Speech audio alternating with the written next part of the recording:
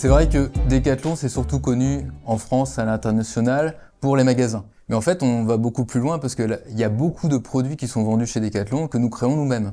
Donc nous sommes concepteurs de produits. Decathlon, c'est 60 pays, un petit peu plus maintenant, donc c'est vraiment à travers le monde. Et du coup, on a des enjeux complexes de mettre à disponibilité les stocks, les produits, et aussi d'avoir des systèmes d'information complexes qui peuvent alimenter un commerce mondial. Au niveau de Decathlon, on a un enjeu majeur. Chaque pays va avoir ses moyens de paiement qui vont lui être spécifiques. Et là, il y a un vrai enjeu parce qu'à chaque fois qu'on veut proposer nos solutions e-commerce dans un pays, on doit redévelopper des moyens de paiement spécifiques. Par exemple, en Belgique, on va payer avec un QR code, par exemple, potentiellement. Par exemple, en Chine, en fait, la carte bleue, ils n'utilisent pas du tout. Ils ont des applications locales pour payer. Donc, on a pris la décision de refaire complètement notre plateforme d'e-commerce et de commerce il y a 5 ans. Et donc, créer cette plateforme. Alors, auparavant, la solution qu'on utilisait, c'était un peu traditionnel. On avait une base SQL. On avait du Postgres, par exemple. Malheureusement, on arrivait vite aux limites des performances. Donc, l'équipe précédente avait ajouté une base de données NoSQL pour améliorer les performances.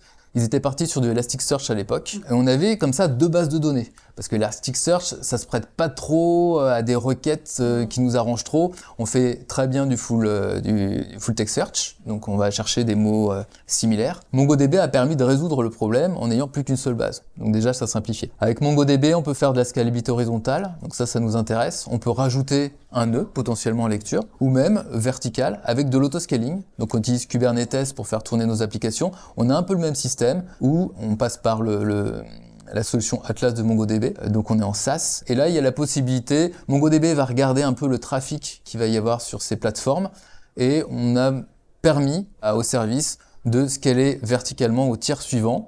Alors, cette plateforme, en gros, techniquement, c'est un peu une plateforme microservice où on a séparé, en fait, en fonction de périmètres métiers différents, on a créé plein de petits services, plein de petites applications. Donc, parmi les services qu'on a proposés, il y a la gestion des commandes, il y a la gestion du paiement, il y a la gestion des clients, il y a la gestion des stocks et il y a aussi la gestion des avis clients. On va se baser sur des outils d'intelligence artificielle.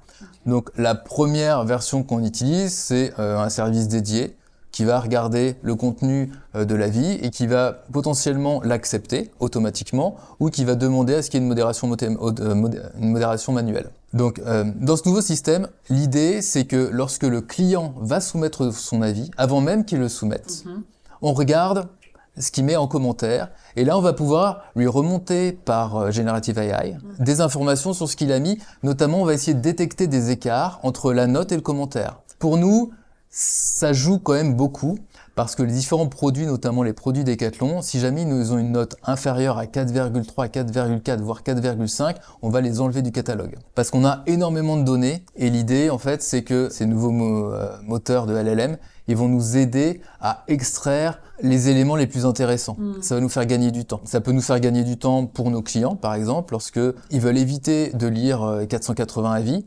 On va pouvoir générer potentiellement un résumé automatiquement à partir de tous ces avis.